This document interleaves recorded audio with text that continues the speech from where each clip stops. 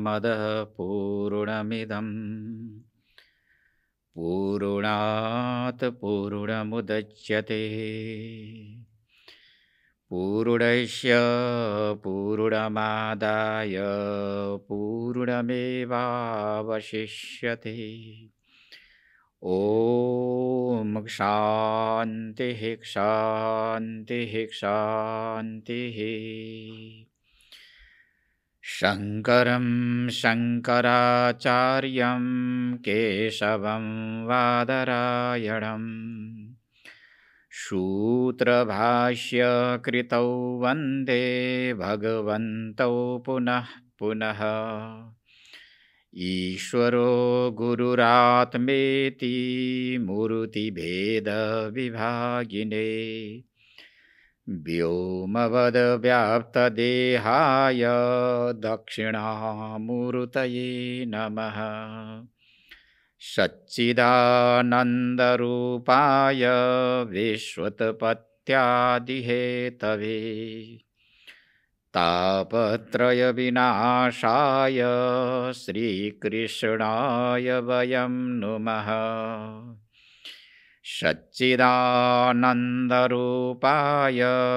गुरवे बुद्धिसाक्षिणे संसारतापदग्धानां शरण्याय नमो नमः। ॐ शान्तिः शान्तिः शान्तिः।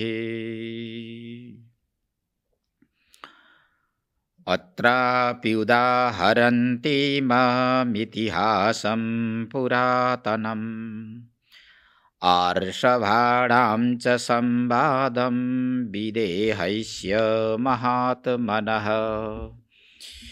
प्रियवर्तो नाम सुतो मनोः स्वायम्भुवस्य यः तस्याग्निध्रस्ततो नाभिर्नाभिरिषभस् तत्सुतः स्मृतः।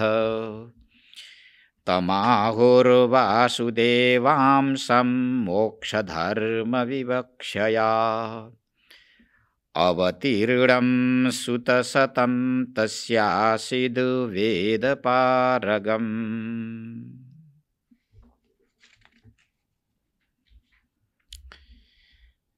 श्रीमद्भागवत एकादश स्कन्धको स्वाध्यायको क्रम अगाडि बढिरहेको छ। 88,000 ऋषि समक्ष सुत महर्षिले उपदेश गरिरहनु भएको छ। भगवान सुखदेव स्वामीले गंगा किनारा हरिद्वारमा शिष्य मुद्रामा रहेका राजर्षि परीक्षितलाई पावन प्रसंग अगाडि बढाइरहनु भएको छ।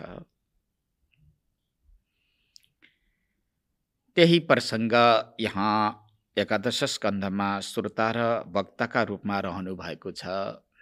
देवर्षि नारद र वसुदेव देवकी साक्षात भगवान योगेश्वर श्रीकृष्णका माता पिता वसुदेव र देवकी श्रोताको रूपमा प्रश्नकर्ताको रूपमा नतमस्तक भएर अग्रपंक्तिमा रहनु भएको छ। देवदूत देवगुरु ज्ञान प्रदाता देवर्षि नारद आचार्यको रूपमा अर्थात् उपदेशकको रूपमा रहनु भएको छ, गुरुको रूपमा रहनु भएको छ। नारद ज्ञानदाता हुनुहुन्छ। ब्रह्मज्ञानी महापुरुषबाट श्रवण गरिएको शास्त्रले नै अज्ञानलाई नाश गरिदिन सक्छ, अर्थात् शिष्यका शङ्काहरूलाई समाधान गरिदिन सक्छन्। नारम ज्ञानम ददातिति नारद, जसले अज्ञान नाश गर्ने ज्ञान प्रदान गर्दछन्, त्यस्ता पुरुषको त्यस्ता अमलात्माको नाम नारद हो। ज्ञान यस्तो ज्ञान हुनुपर्दछ जुन ज्ञानले जन्म मृत्यु जरा व्याधिका यी अपरिहार्य जो रोगहरू छन् यी रोगलाई हटाइदिनु पर्दछ। देहमा देहदृष्टि, आत्मामा आत्मदृष्टि उत्पन्न गराइदिनु पर्दछ। त्यसैलाई ज्ञान भनेर भनिन्छ। दुई प्रकारका ज्ञानको विषयमा हामीले चर्चा चलाइसकेका छौँ। व्यावहारिक ज्ञान सामान्य ज्ञान हो। सामान्य ज्ञानमा कुनै व्यक्ति दक्ष भएर त्यसलाई पूर्ण ज्ञानी मान्न सकिँदैन, किनकि व्यवहारमा जति दक्ष भए तापनि त्यो व्यावहारिक ज्ञानले जीवको उद्धार र कल्याण गर्न सक्दैन। त्यसैले पारमार्थिक ज्ञानको आवश्यकता छ। देहप्रति भएको जुन आत्मबुद्धि छ त्यो आत्मबुद्धिलाई हटाइदिने ज्ञान हुनुपर्दछ। त्यस्तो ज्ञान शास्त्र पढेर रटेर महापुरुषहरूबाट श्रवण गरेर त्यसलाई पचाएर अनुभवको विषय बनाएका महापुरुषले नै प्रदान गर्न सक्दछन्। देवर्षि नारद देवदूत हुनुहुन्छ, ब्रह्मज्ञानी हुनुहुन्छ। दासी पुत्र ऋषिमुनि महर्षिहरूको कृपा दयाले आज नारद बन्न पुग्नु भएको छ। दिनहीन अवस्थामा रहेका दासी पुत्र सामान्य दिनचर्यामा रहेका व्यक्तिलाई ऋषिमुनि महर्षिहरूले आज देवदूत नारद बनाइदिनु भएको छ। ऋषिहरूको ठुलो कृपा हुन्छ, गुरुको ठुलो कृपा हुन्छ। गुरुको कृपाले सामान्य व्यक्ति पनि महान बन्न सक्दछ भन्ने दृष्टान्त पनि यहाँबाट जानकारी हुन आउँछ। यस्ता गुरु समक्ष वसुदेवले हे भगवान, भागवत धर्मको स्वरूप के हो? जुन धर्मलाई अपनाउनाले विश्वम्भर परब्रह्म परमात्मालाई प्रसन्न बनाउन सकिन्छ, जुन धर्मलाई स्वीकार गर्दा र धर्मको स्वरूपलाई बुझ्दा व्यापक रूपमा रहेको चैतन्यका दिव्य रूपको अनुभूति हुन्छ, त्यस्तो धर्मको उपदेश गर्नुहोस् भनेर वसुदेवले प्रश्न गर्नुभएको छ। भागवत धर्म भनेर त्यसैलाई भनिन्छ जुन धर्मले, जुन अनुष्ठानले, जुन कर्मले ब्रह्म सम्बन्ध उपस्थापित हुन्छ, आत्म सम्बन्ध उपस्थापित हुन्छ। सारा विश्व ब्रह्माण्ड परमात्माद्वारा व्याप्त छ। ईशावास्यमिदं सर्वम उपनिषद शास्त्र भन्छन्। ईशो उपनिषद सृष्टिको आदिदेखि नै सबै जीवहरूको कल्याणका लागि उपदेश गर्दै आएको छ। सारा विश्व ब्रह्माण्ड ईश्वरद्वारा व्याप्त छ। ईश्वरद्वारा व्याप्त छ, ईश्वरकै रूप हो भनेर उपनिषद शास्त्रले भन्छन्। परन्तु जीवहरूले ईश्वरको रूप हो र ईश्वरद्वारा व्याप्त छ भनेर यस्तो दृष्टिले कदापि हेर्न सकेका छैन।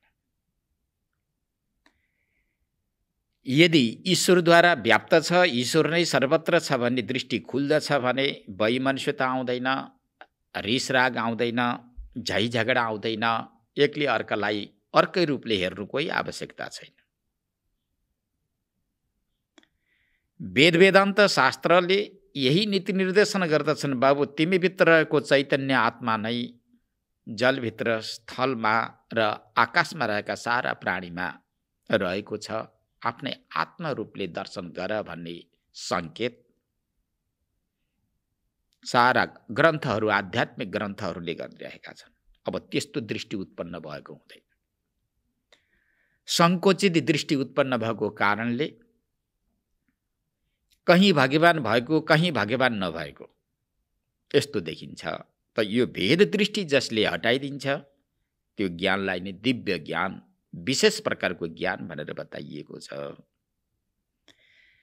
विशेष प्रकारका ज्ञानको अनुभूति गरेका, त्यो अनुभूति गरेको ज्ञानलाई शिष्यका हृदयमा प्रतिष्ठापित गर्दिन गराउन सफल भएका देवर्षि नारद यहाँ उत्तरदाता अर्थात् गुरुको रूपमा रहनु भएको छ।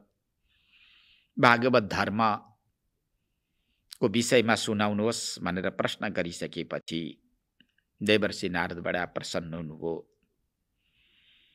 हे वसुदेव, तपाईँले आज भुलिरहेको बिर्सिरहेको परमात्माको दिव्य रूपको स्मरण गराइदिनु भयो। भुलिरहेका कमनीय कृति परब्रह्म परमात्माका कमनीय कृतिलाई पुनः स्मरण गराइदिनु भयो। म अत्यन्त कृतार्थ छु भनेर कृतार्थता पनि प्रकट गर्दै उत्तर प्रारम्भ गर्नुहुन्छ। तपाईँ जस्ता जिज्ञासु मुमुक्षुले गरिएका यी प्रश्नको सम्बन्धमा अमलात्मा, विमलात्मा, पुण्यात्मा महापुरुषहरूले एउटा पुरानो इतिहास सुनाउने गर्दछन् भन्नुहुन्छ। अत्र अप्युदाहरन्तीम मितिहासं पुरातनम् आर्षभाणां च संवादं विदेहस्य महात्मनः। अत्र भनेको यो विषयमा जुन यो प्रश्नको उत्तर दिने जुन क्रममा पुरातनम भनेको अत्यन्त पुरानो र सान्दर्भिक, अत्यन्त परिमार्जित, इमम इतिहासम भनेको यो अत्यन्त पुरानो र सान्दर्भिक इतिहासको उदाहरण गर्ने गर्दछन्, अर्थात् यसलाई दृष्टान्त दिने गर्दछन्। उदाहरणती त यसरी भन्ने गर्दछन्, सुनाउने गर्दछन् यो दृष्टान्तलाई माध्यम दिएर। त्यो दृष्टान्त के हो, त्यो पुरातन इतिहास के हो भन्ने सन्दर्भलाई लिएर बताउनुहुन्छ। आर्षभाणां च संवादं विदेहस्य महात्मनः। महात्मनः विदेहस्य, महात्मा दृष्टिमा रहेका राजर्षि विदेह, निमि राजा भनेर भनिन्छ। कहीँ कहीँ विद्वानहरूले राजर्षि जनकको पनि नाम यहाँ प्रस्तुत गरेका छन्। विदेह राजा जनक हुन सक्छन् भनेर राजर्षि जनकको नाम पनि प्रस्तुत गरेका छन्। तर तल्लो पाठमा राजर्षि निमिको नाम आएकोले यहाँ उनी ब्रह्मज्ञानी थिए। शरीरमा रहेर पनि शरीरको आभास थिएन। शरीर नरहनु जस्तै भावले उनले काम कर्म गरेका थिए। राज्यभार सञ्चालन पनि गरेका थिए। प्रजाहरूको भरण पोषण गर्ने जुन विधि नियम छ त्यो नियमलाई पूर्णतया परिपालन गरेका थिए। परन्तु देहमा आत्मबुद्धि थिएन। विषय र इन्द्रियको संयोगद्वारा आउने आनन्दलाई सर्वोपरि आनन्द हो भन्ने यस्तो मान्यता यी राजर्षि निमिले कदापि धारण गरेका थिएनन्। त्यसैले विदेहस्य भने विदेह शब्द प्रयोग गरेकोले यहाँ महात्मनः भन्ने शब्द पनि आयो। यी महात्मा जस्ता भएका महान आत्मा, विशाल आत्मा, जसले परमात्मालाई जानेको छ, विशाल स्वरूप परब्रह्म परमात्मालाई जानेको छ, त्यस्तालाई महात्मा भनेर भनिन्छ। महान आत्मा, विशेष प्रकारको आत्मा। जीव भावमा बसियो भनेदेखि एउटा सङ्कुचित आत्मामा रहिएको हुन्छ। जीवात्मामा सङ्कुचितता हुन्छ। यही 96 अङ्गुले युक्त भएको शरीरको मात्र दुःख र सुखको अनुभव गरेको। व्यवहार पक्षमा पनि जुन घरमा बसेको छ त्यो घरको मात्र कल्याणकारक कामना गर्दै बसेको हुन्छ। एउटा परिवारको बन्धनभित्र त्यो बाँधिएको हुन्छ। मेरा परिवारको मात्र कल्याण होस् भनेर एउटा सीमित कामना गरेर बसेको हुन्छ। जीव भाव जबसम्म भित्र रहन्छ त्यस्तालाई महान आत्मा भन्न मिल्दैन। लोकमा पनि यदि कसैले महात्मा शब्द प्रयोग गरेको छ भने त्यो महान आत्मा, विशाल आत्मा, विस्तृत आत्मा, व्यापक चैतन्यलाई जसले स्वीकार गरेको छ हो त्यस्ता व्यक्तिको नाम महात्मा हो। भला कासाय वस्त्र धारण गर्ने, रुद्राक्ष भस्म दण्ड हातमा लिने, कमण्डलु हातमा लिनेलाई लोकले महात्मा भन्लान्, ठिकै छ, महात्माको भेष हो। सबैले त्यो दृष्टिले हेरुन्, सम्मान गरून्, राम्रो कुरा हो। तर शास्त्रीय भाषामा महात्मा भनेको महान परब्रह्म परमात्मालाई जसले स्वीकार गर्न सकेको छ, अंगीकार गर्न सकेको छ हो तिनको नाम महात्मा हो। शास्त्रले त्यस्तालाई महात्मा भनेर भन्छ। यी महात्मा स्वरूप भएका विदेह राजर्षि नेमी र आर्षवाणाम च संवादम भनेको आर्षवा भनेको ऋषभदेवका छोराहरू ऋषभदेवको विषयमा पञ्चम स्कन्धमा प्रचुर मात्रामा प्रस्तुत गरिएको छ। ऋषभदेवको हुनुहुन्थ्यो, उहाँका विचारधाराहरू कस्ता थिए, सन्ततिहरूलाई के कस्तो उपदेश गर्नुभयो, प्रजालाई अन्तिम उपदेश कस्तो गर्नुभयो भन्ने सन्दर्भमा पञ्चम स्कन्धले राम्रो विचार गरेको छ। महर्षि वेदव्यासले पञ्चम स्कन्धमा धेरै चर्चा गरिसक्नु भएको छ। त्यस्ता ऋषभदेवका पुत्र अर्थात् ऋषभदेवका छोरा र महात्मा बुद्धि भएका विदेह जसको बुद्धि शरीरमा आत्मबुद्धिको रूपले रहेको छैन, यस्ता यी अमलात्मा विमलात्माको जुन एउटा संवाद छ, यो संवादलाई प्रस्तुत गरेर तपाईँ जस्ता व्यक्तिका अर्थात् मुमुक्षु जिज्ञासुका प्रश्नको उत्तर दिने गर्दछन्। मैले पनि अब यही संवादलाई यही प्रसङ्गलाई लिएर तपाईँहरूलाई बुझाउन चाहन्छु भनेर। कसले भन्यो? देवर्षि नारदले भन्नुहुन्छ, जो ज्ञान मुद्रामा रहनुहुन्छ, विरक्त मुद्रामा रहनुहुन्छ। वेशभूषा बिल्कुलै सामान्य छ, जसको विषयमा मैले हिजो नै प्रस्तुत गरिसकेँ। एउटै धोती छ, तल लगाउनु भएको छ, त्यही धोती माथि ओढ्नु भएको छ, टीका तिलक लगाउनु भएको छ। परिग्रही हुनुहुन्न, सङ्ग्रही हुनुहुन्न देवर्षि नारद। पुरा जो सङ्ग दोष छ यसदेखि पनि डराउनुहुन्छ। लोकोपकारको लागि नै हातमा वीणा लिएर संसार भ्रमण गर्नुहुन्छ। सम्पत्ति छ त एउटा वीणा मात्रै छ, त्यसदेखि अतिरिक्त देवर्षि नारदका साथमा सम्पत्ति छैन। जुन जुन वस्तुमा ममत्व बुद्धि हुन्छ, जीवात्माले आफ्नो सम्पत्ति ठानेको हुन्छ, त्यही वस्तुलाई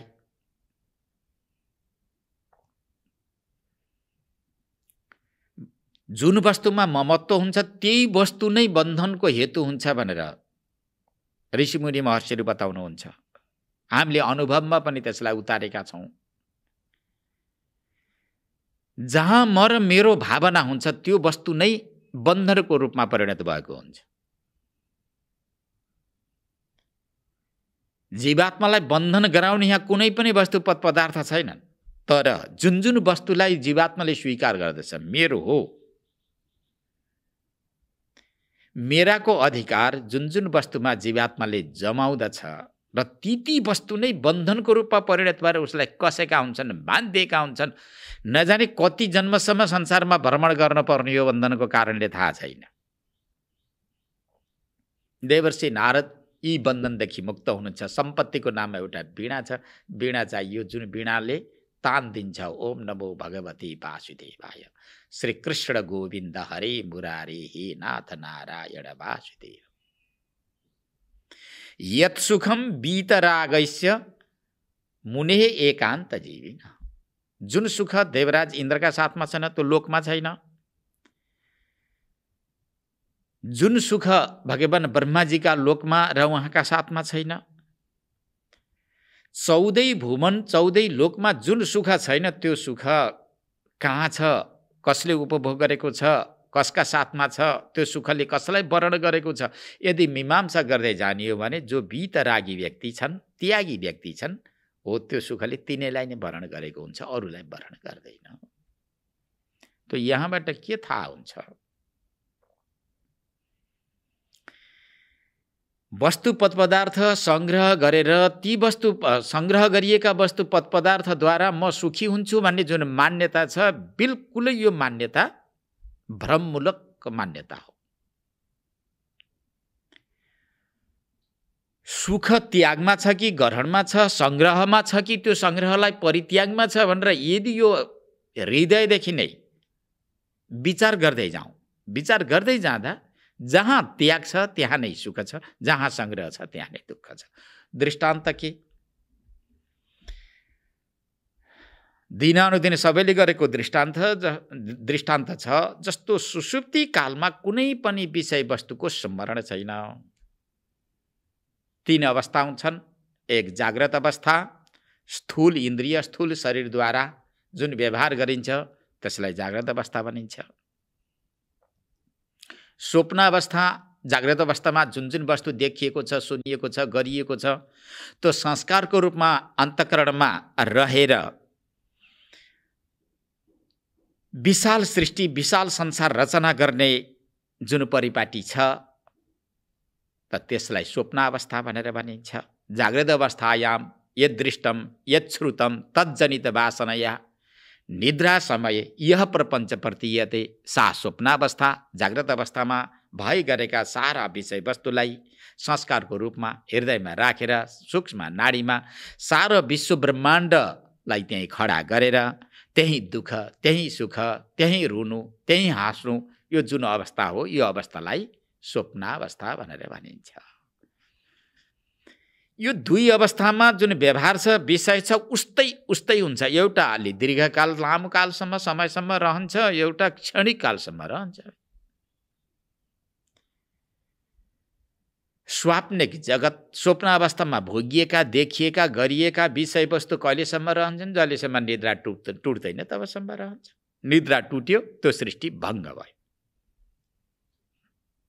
त्यसलाई स्वाप्निक सृष्टि भनेर भनिन्छ, स्वाप्निक व्यवहार भनेर भनिन्छ।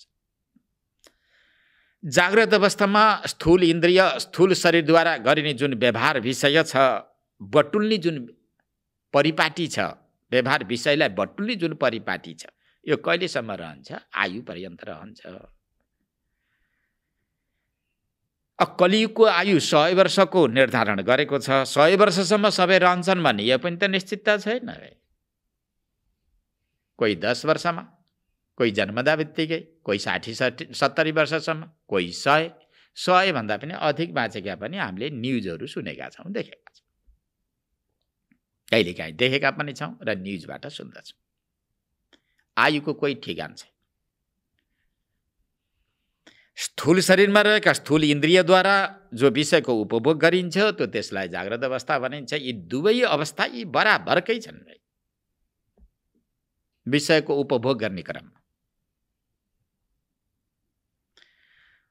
परन्तु यी दुई अवस्थादेखि इतर अवस्था छ, अर्थात् तृतीय अवस्था छ, सुषुप्ति अवस्था छ। सुषुप्ति अवस्थामा को सुखी, को दुखी, को धनी, को गरिब, को हाँसेको, को रहेको, केही छ? केही छैन। जाग्रत अवस्थामा सुखी, दुखी, धनी, गरिब, उच्च नीच, पवित्र, अपवित्र सारा छ भने स्वप्न अवस्थामा सूक्ष्म इन्द्रियहरूलाई साथमा राखेर जो जीवले माने विषयको उपभोग गरेको छ, त्यहाँ पनि सुख, दुःख, उच्च नीच, हाँस्नु, रुनु, खानु, बस्नु, उठ्नु, आउनु, जानु, दिदी, बहिनी, इष्ट, मित्र, कुल, कुटुम्ब यावत छ कि छैन? छ। ती सबैले सुख र दुःख दिएका छन् कि छैनन्? सारा सुख र दुःख प्रदान गरेका छन्। सुषुप्ति अवस्थामा नि, सुषुप्ति अवस्था केही पनि छैन। यो जीवात्मा जाग्रत अवस्थामा सुखी छ वा यो जीवात्मा स्वप्न अवस्थामा सुखी छ वा यो जीवात्मा सुषुप्ति अवस्थामा सुखी छ भनेर मीमांसा गर्दै जाउँ त, विचार गर्दै जाउँ त, यदि यथार्थ भागवत भनिएको छ, सुनिएको छ, यदि वेदान्त शास्त्र हामीले सुनिएको छ, भनिएको छ भने विचार गर्दैछौँ र कुन अवस्थामा यो जीवात्मा सुखी हुन्छ, हेर्दै जाँदा निष्कर्ष यही निस्किन्छ, जाग्रत अवस्था र स्वप्न अवस्थामा जीवात्मा कदापि सुखी बन्न सक्दैन, किनकि विषय बटुलेर बसेको छ, विषयले त्यो जीवात्मालाई सुखी बनाउन सक्दैन। सुषुप्ति अवस्थामा सहारा भुलिएको हुन्छ, विस्मृत हुन्छ, त्यहाँ केही पनि रहँदैन। जुन जुन इन्द्रियद्वारा विषय बटुलिन्छ, विषयलाई संग्रह गरिन्छ, ती इन्द्रिय जति त्यस अवस्थामा कारणमा गएर विलिन भएका छन्। मैले केही पनि जानिनँ, बुझिनँ भनेर जागिसकेपछि, ओहो मैले केही पनि जानिनँ, त्यस अवस्थामा केही पनि थिएन।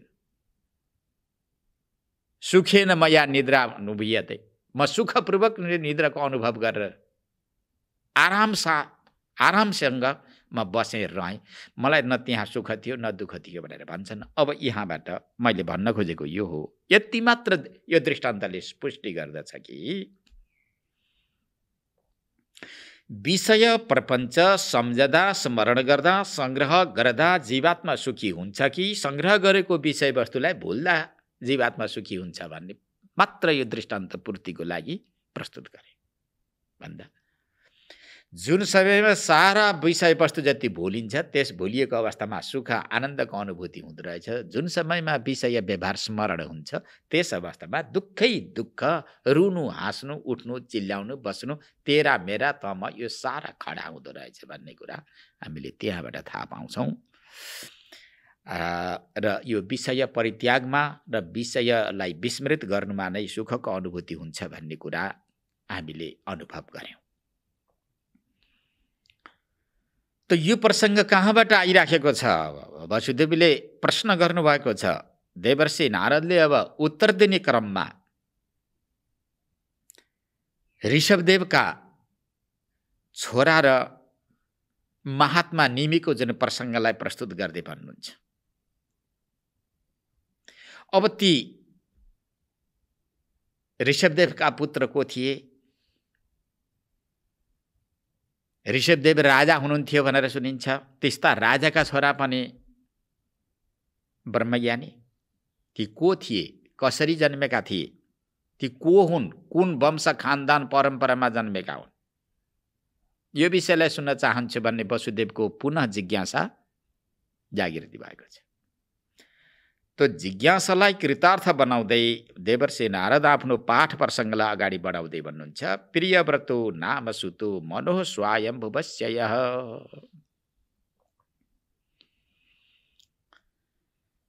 यो सृष्टिको क्रममा भगवान ब्रह्माजीले धेरैलाई माध्यम बनाएर सृष्टि रचना गर्नुभएका प्रसङ्गहरू आएका छन्। ती लम्बा चौडा प्रसङ्गतिर नजाउँ।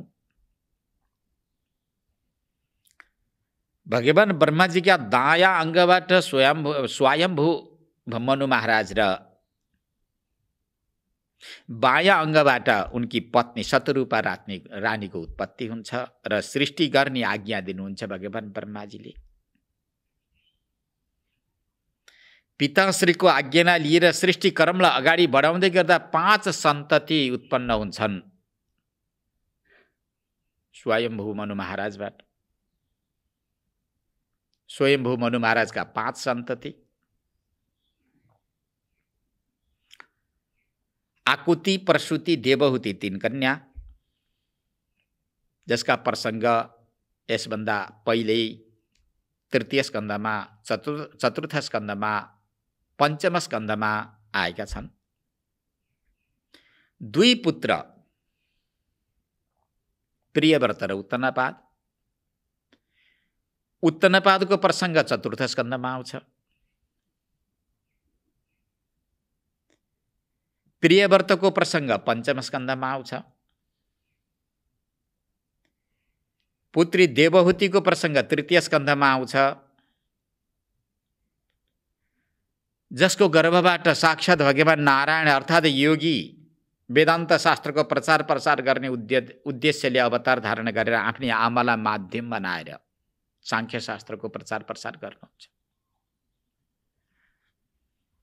यी प्रसङ्गहरू पहिले विस्तृत रूपमा यहाँ प्रस्तुत भइसकेकोले यो स्वाध्यायको क्रममा लम्बा चौडा गराउन अनुचित ठान्दछु। स्वयम्भू मनु महाराज भनेर जुन यहाँ पङ्क्तिमा आएको छ, स्वयम्भू मनु महाराजको कान्छो छोरो प्रियव्रत। प्रियव्रतो नाम सुतो मनोः मनु महाराजको कान्छो छोरो प्रियव्रत अत्यन्त ज्ञानी, महापुरुषहरूको सम्मान गर्ने, विधिवत ब्रह्मचर्य आश्रममा रहेका। पञ्चम स्कन्धमा यिनको चरित्र एकदम विस्तृत रूपमा आएको छ। ज्यादै सुन्दर छ। माने गृहस्थहरूले कसरी गृहस्थी भन्नुपर्दछ। आज गृहस्थ आश्रम अपरिमार्जित हुनुको कारण के छ भन्दा पहिले अवस्थामा न उनीहरूले राम्रो विद्या अध्ययन गर्दछन्, न तपश्चर्या गर्दछन्। गृहस्थ आश्रममा प्रवेश गर्नुभन्दा पूर्व न देवबल, आत्मबल, ऋषि बल, मुनि बल, पितृबल, यो सबै बललाई तपश्चर्याको प्रभावले दोहन गरेर आफूमा आरोपित गरेका हुन्छन्। केही गर्दैन। यसो 2-4 अक्षर पढे, ABCD पढे, अनि त्यसपछि विवाह गर्ने बेला भयो भने अनि सिधै गरेर विवाह गरे। संस्कार छैन, ऋषि संस्कार छैन, मुनि संस्कार छैन। सात्विकी भोजन के हो, रजोगुणी भोजन के हो, तमोगुणी भोजन के हो, भोजनको विषयमा उनले विचार गरेका छैनन्। सात्विकी मन हुँदा त्यो मनमा के कस्ता भावहरू जागृति हुन्छन्, ती भाव विचार गरेका छैनन्। रजगुण र तमोगुणले आक्रमण गर्दा हृदय, छाती, मुटु कस्तो हुन्छ त्यो पनि विचार गर्न सकेका छैनन्।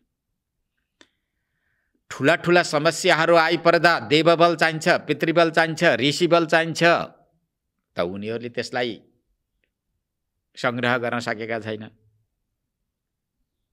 सामान्य समस्याहरू आयो भने यति ठुलो गल्तीको उनीहरूले निर्णय गर्छन् कि पुरा आत्महत्या गर्ने समेतको निर्णय गरेका हुन्छन्, किनकि आत्मबल तिनको कमी छ। बाल्य अवस्थामा तिनीहरू ऋषिहरूका नजिकमा गएनन्, गीता सुन्न बिचराहरूले पाएनन्, स्मृतिहरू श्रवण गर्न तिनीहरूले पाएनन्।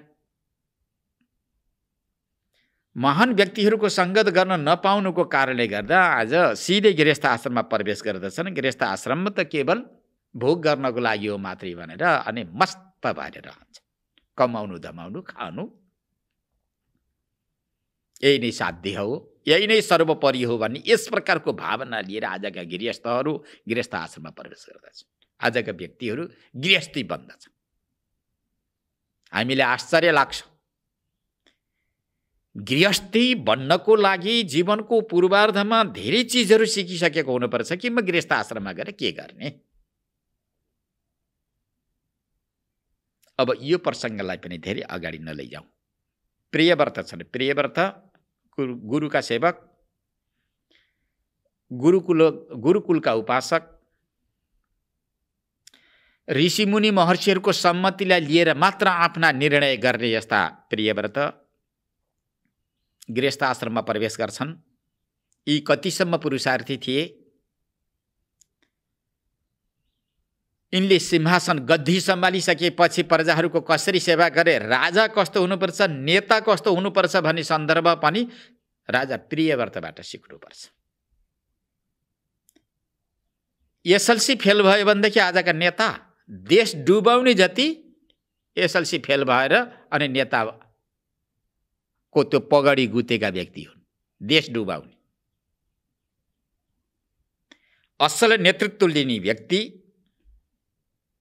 बडा धैर्य हुनुपर्छ, सुपठित हुनुपर्छ, विद्वान हुनुपर्छ, गीता पढ्नुपर्छ, दर्शनशास्त्रलाई पुरा निलेको हुनुपर्छ, निर्णय गर्दा धर्मलाई धारण गरेर निर्णय गर्नुपर्छ।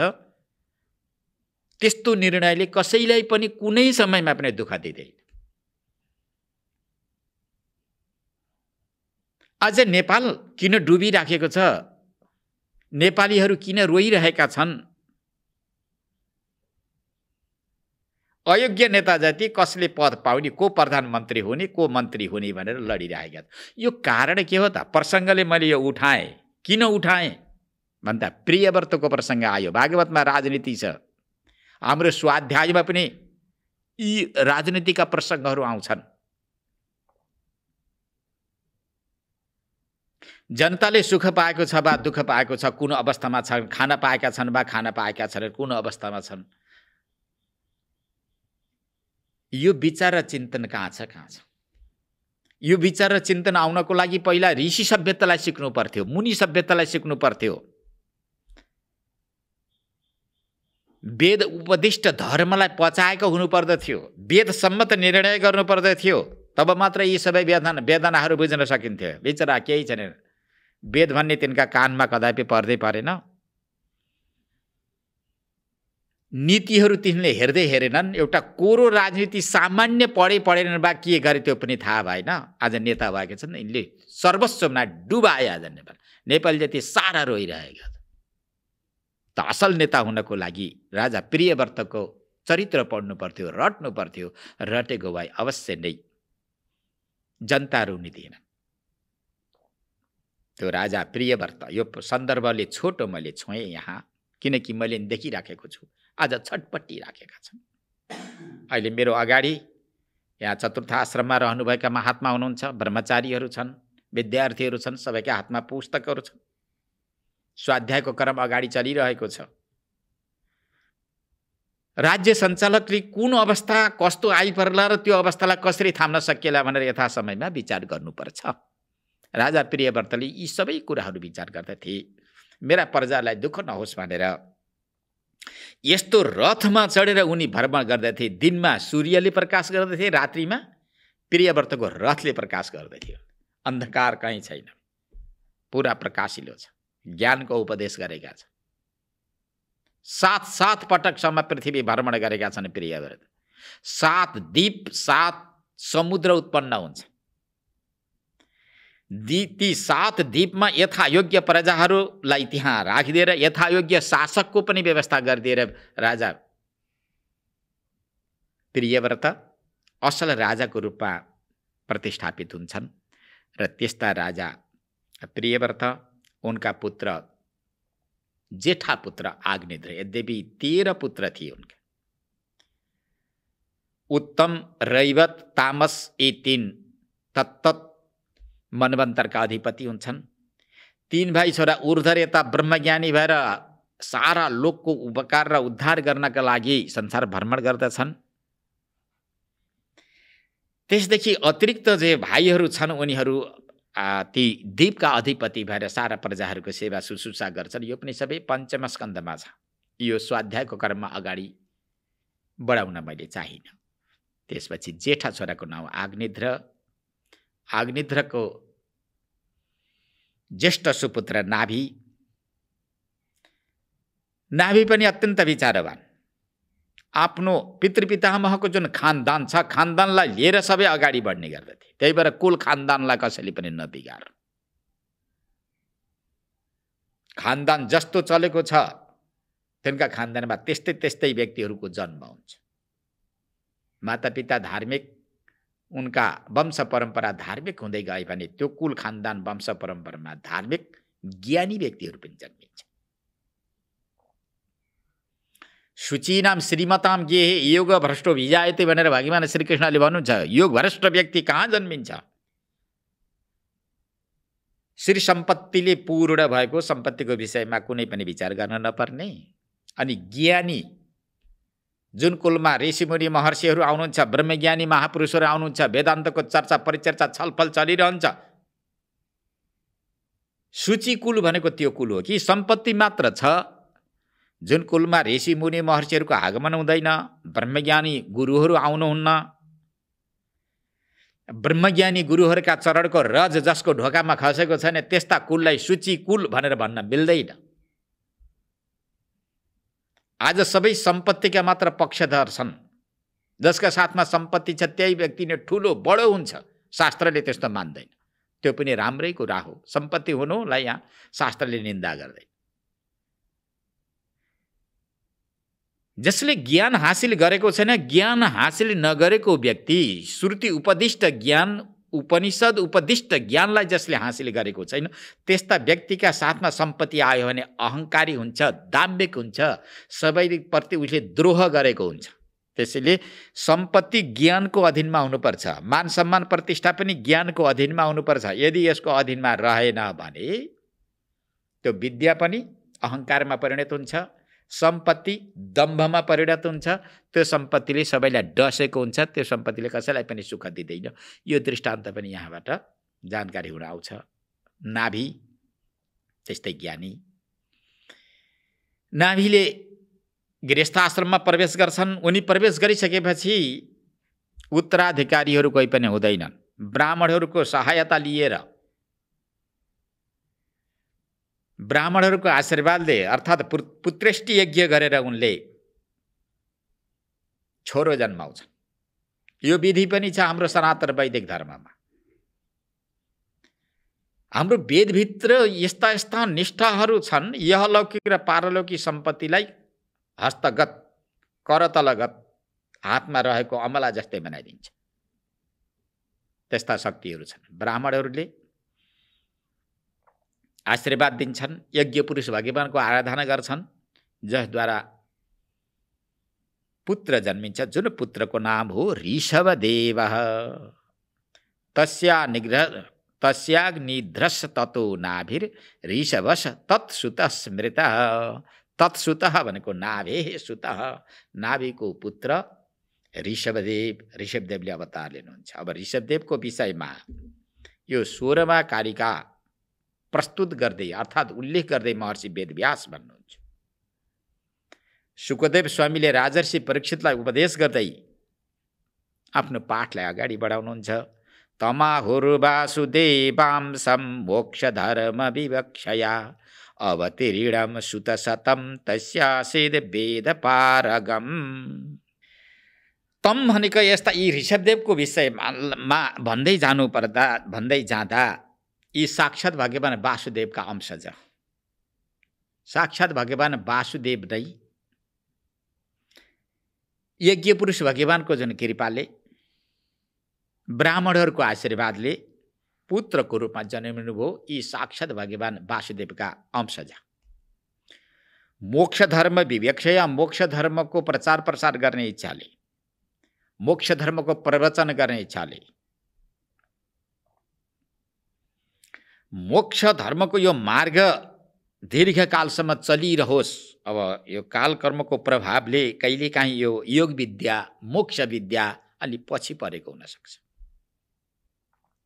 परन्तु यो मार्गलाई प्रशस्त गरिदिनुपर्छ भनेर मोक्ष धर्म, मोक्ष मार्गलाई प्रशस्त गरिदिनको लागि साक्षात् भगवान वासुदेवको अंशजको रूपमा ऋषभदेव जन्मनुभयो। अवतीर्ण भनेको अवतीर्ण हुनुभयो। अवतीर्णम सुतशतम तस्यासीद् वेदपारगम। अब यी ऋषभदेवको विषयमा पनि पञ्चम स्कन्धमा नै विस्तृत रूपले आएको छ प्रसङ्ग। ऋषभदेवका पनि वेदपारगम भनेको पुरा वेद वेदाङ्गलाई कण्ठस्थ गरेका,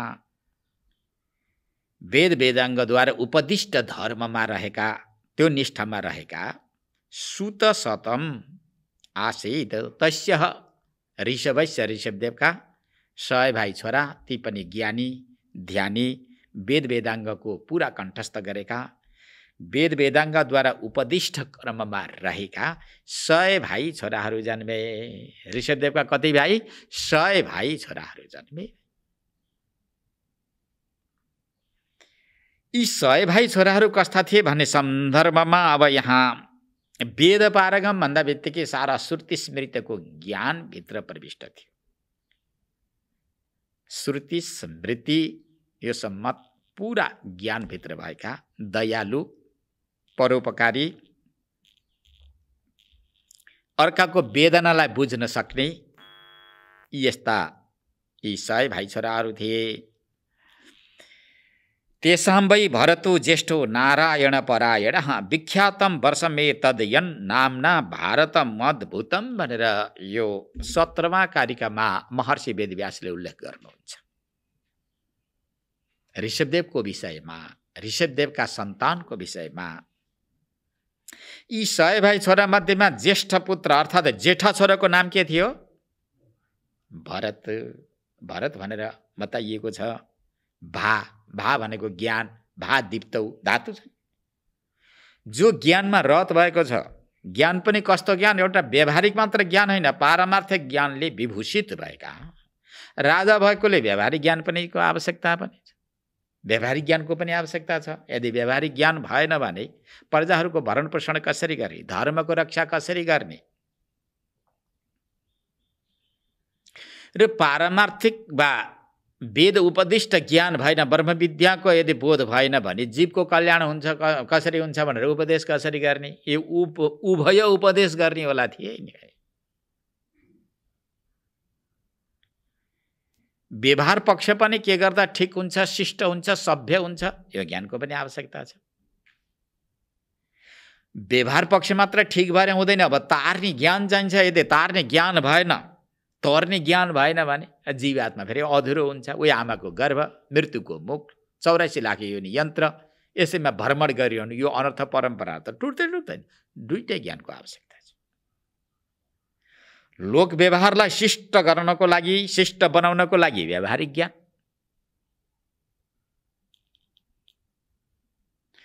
अंश आफू अंश रूपमा रहेको देहलाई नै आत्मा ठानेर बसिरहेको जीवात्माले अंशी स्वरूप परब्रह्म परमात्मालाई प्राप्त गर्नको लागि अब मोक्ष विद्या, ब्रह्म विद्याको आवश्यकता छ कि छैन? त्यो आवश्यकता छ।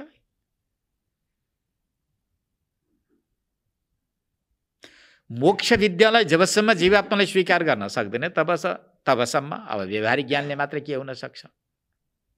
यो उभय ज्ञानले नै जीवनमा पूर्णता आउँदो रहेछ।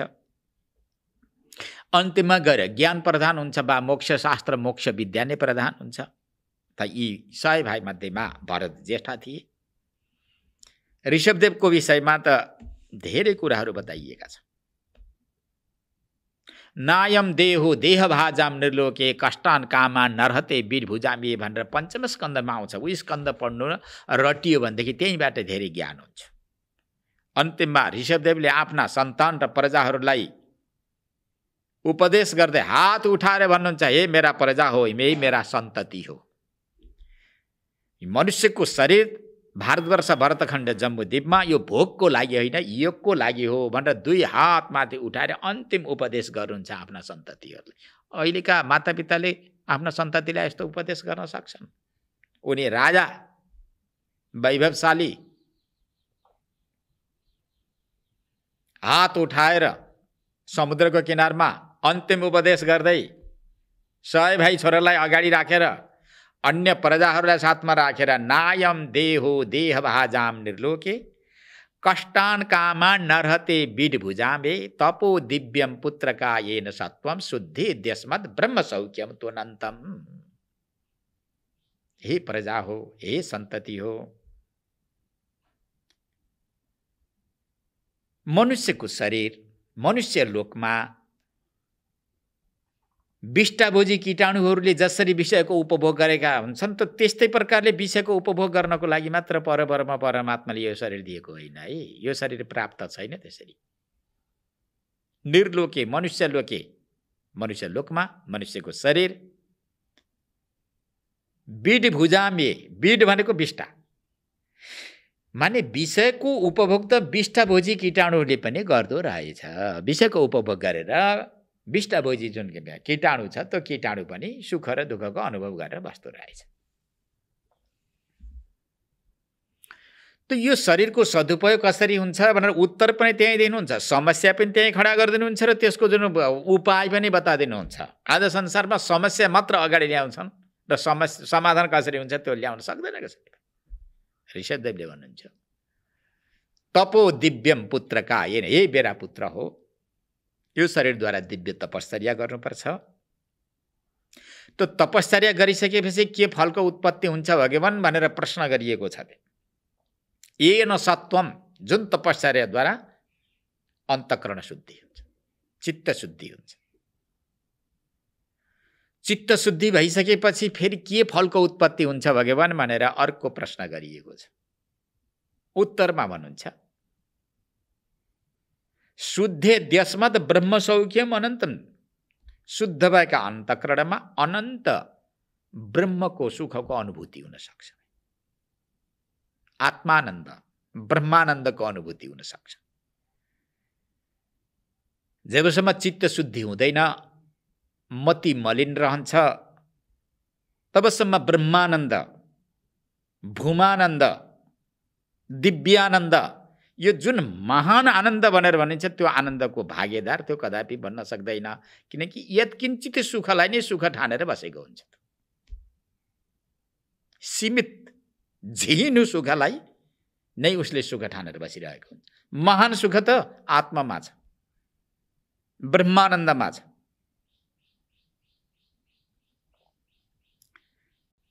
मङ्गलाचरणको तेस्रो श्लोकमा नै पहिले भनिएको छ पिबत भागवतम रसमालयम भनेर बताइएको छ। रसम शब्द आएको छ, त्यो रस कोही सामान्य रस होइन। यो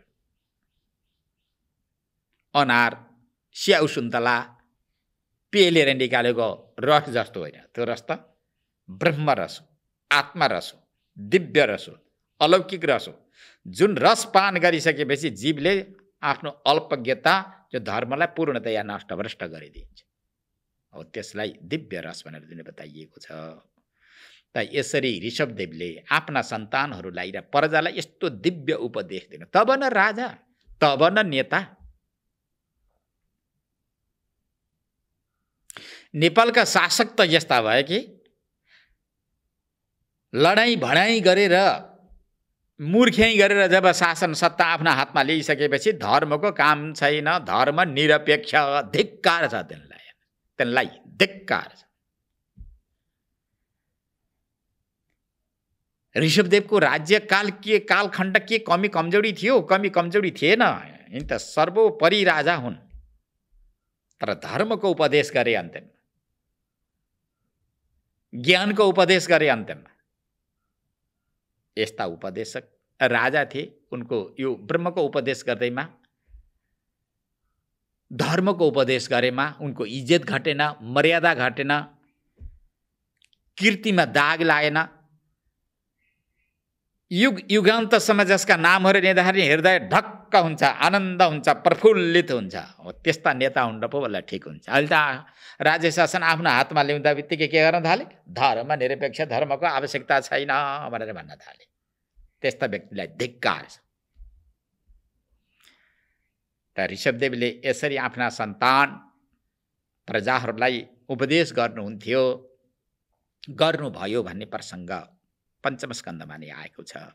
र ती 100 भाइ मध्येमा ज्येष्ठ पुत्र भरत, यिनी भरत पनि कस्ता थिए? आफ्नो पिताको पैतृक खानदानको संस्कार आएको कारणले नारायण परायण, नारायणमा उनी परायण थिए। उनले हृदयस्थ नारायणलाई स्वीकार गर्थे, धर्मपरायण थिए। नारायण परायण भनेको के?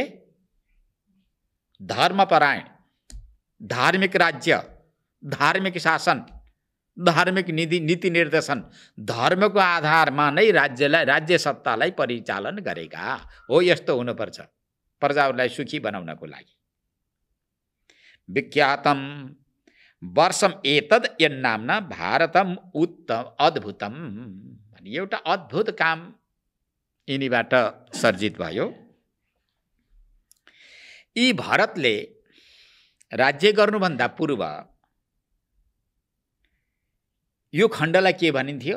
अजनाभ खण्ड भनेर भनिन्थ्यो। हो, अजनाभ खण्ड भनेर भनिन्थ्यो। यी भरतले गरेको तपश्चर्या, यिनका चिन्तन, यिनका विचार, यिनको पुरुषार्थ, यिनको धार्मिक भावना, प्रजाप्रति भएको यिनको जो प्रजावत्सलता हो, यसको कारणले के भयो? र ठुला ठुला यज्ञ गर्नुको कारणले गर्दा यिनको नामबाट नै यो वर्षको नाम के रह्यो? भारतवर्ष भन्ने नाम रह्यो। ल, भारतवर्ष। अजनाभ खण्डलाई जसको पुरुषार्थले पुरा बदलिएर नाम के रह्यो? भारतवर्ष हो। यस्ता व्यक्ति हुनुपर्छ।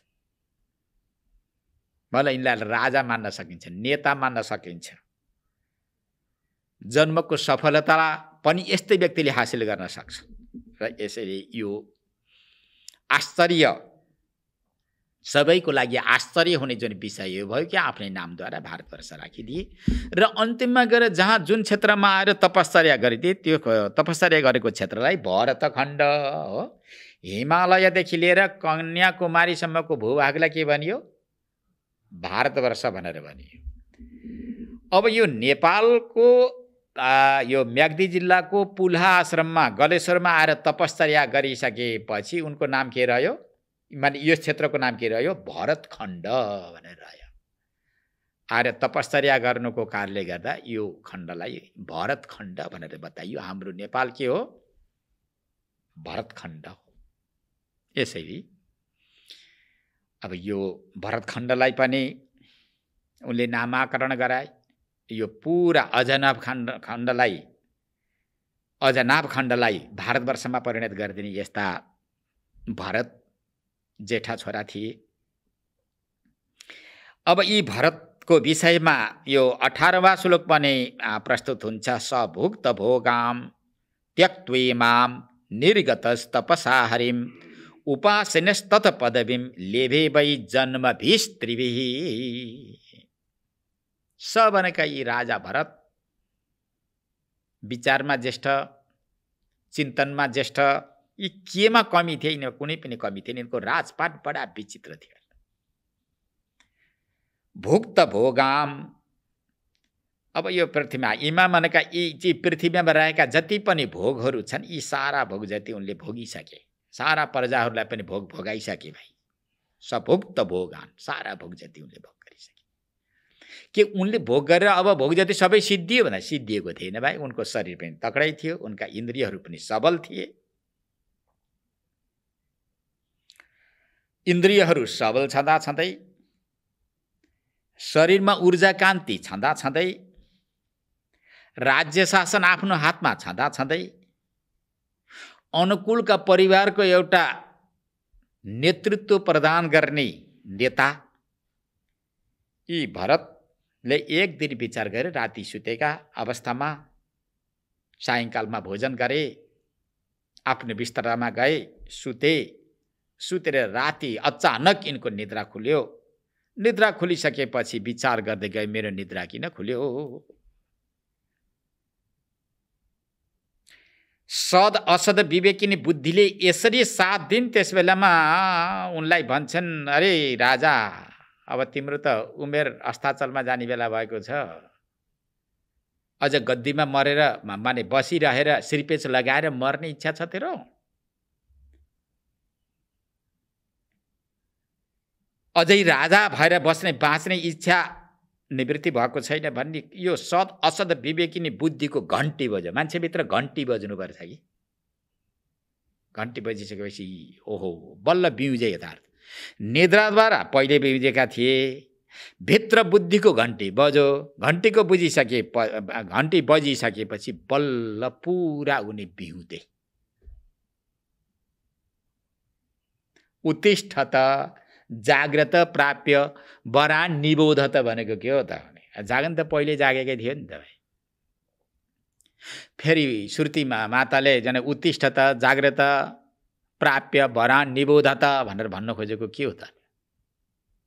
के सबै सुतेकै छन् त भने? सुतेकै होइन, जागिएकै छ, हिँडिएकै छ, खाइएकै छ। फेरि पनि उठ जागा भनेर श्रुतिले भन्नुको तात्पर्य के हो त? तात्पर्य हो यो अहिलेको उठाई बोलाई हिँडाई डुलाई भोजन गराई के त? यो त सामान्य हो। यो जगाई त के जगाई हो? यो त खिचडी दाल भात खाने जगाई हो। यो विशेष प्रकारले तर्ने खाले जगाई होइन।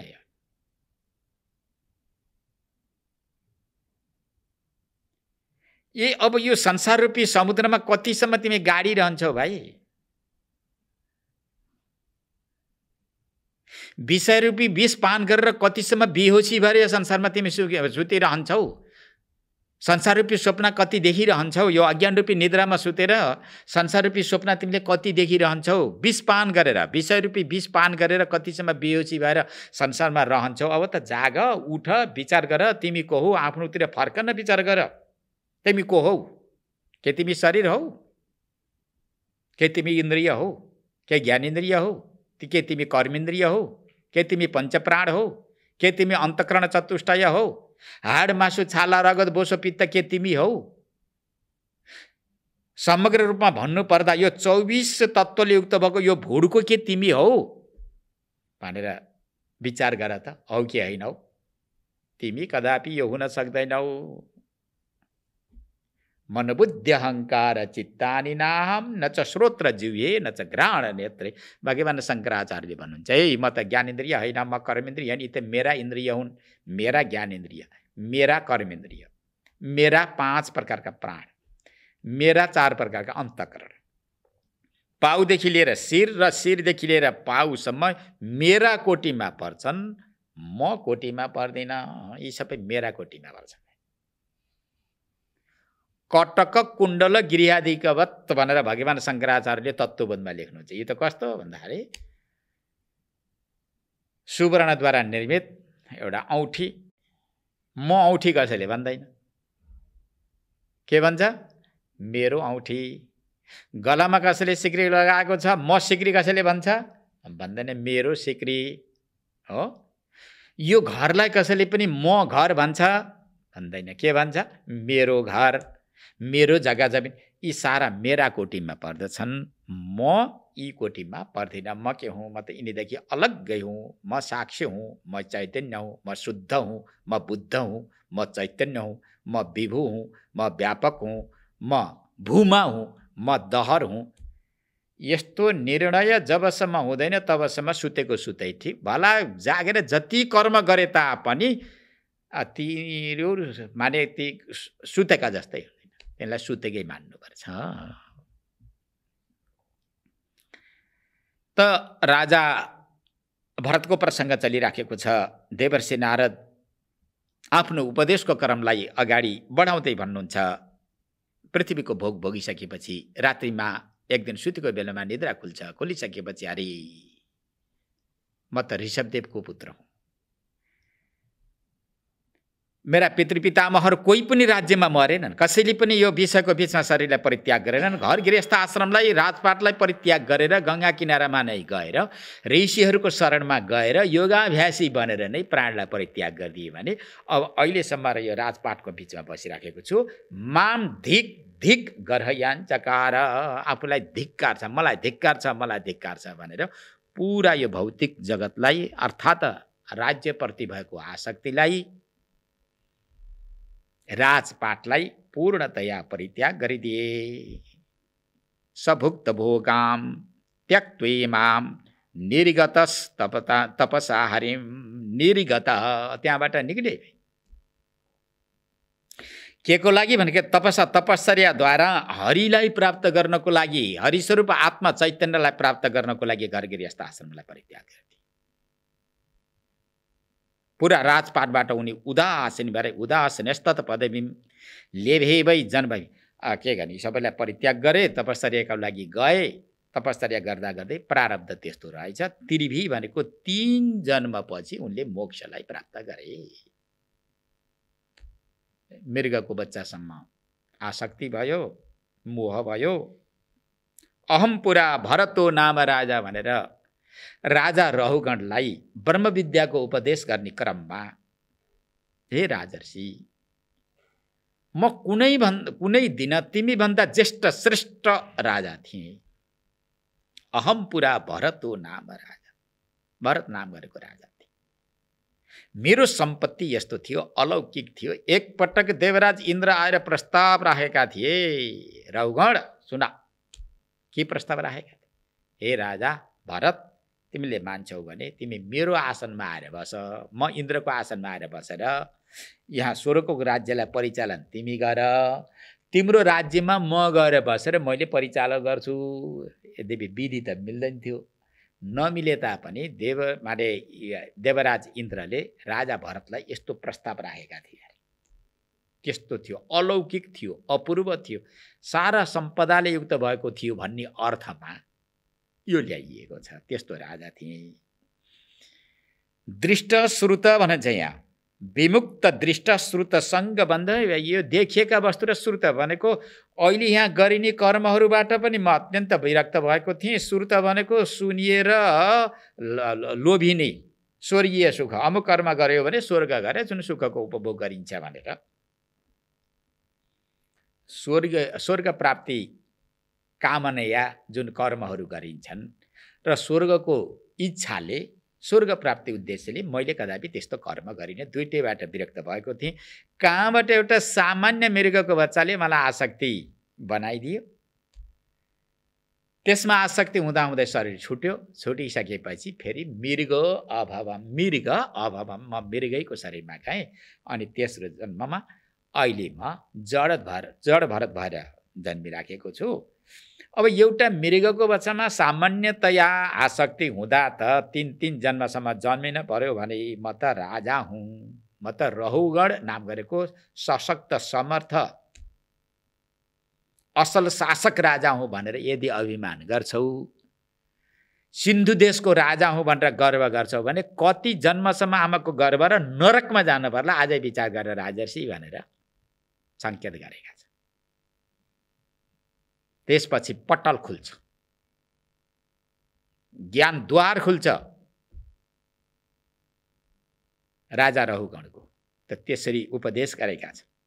त यस्ता राजा भरत 3 जन्ममा मोक्ष भयो यिनले मुक्तिलाई प्राप्त गरे। त्यसपछि अरू भाइहरू के भए नै भन्दा 9 भाइहरू 9 द्वीपका अधिपति भएर गए। तेसाम नवद्वीप पतयोस्य समन्ततः कर्मतन्त्र प्रणेतार एकाशे त्रिदिप जातयः। 9 भाइ 9 द्वीपका अधिपति भए। 81 भाइ छोराहरू यी कर्म परिणत पुरुषार्थ वा तपश्चर्याको प्रभावले यिनीहरूले दिव्यजात बिहानको ब्राह्मणत्वलाई प्राप्त गरे अरे। यी कर्म मार्गलाई विशेष गरेर प्रचार प्रसार गर्ने ब्राह्मणत्व यिनले प्राप्त गरेर कर्ममा तल्लीन भए, कर्म गर्न लागि। आफूले कर्म गर्छन्, अरूलाई कर्म गराउन लगाउँछन्। 81 भाइ यस्ता भाइ र तीमध्येमा नव अभवन महाभाग। अब 9 भाइ के भाइ नि भन्दा 9 भाइ त बडा विचित्र भाइ, ऊर्ध्वरेता भाइ। नवा भवन महाभागा मुनयो ह्यर्थ शंसिना शर्मणा वातरसना आत्मविद्या विशारदा। अब यी 9 भाइ, यी महाभाग भाइ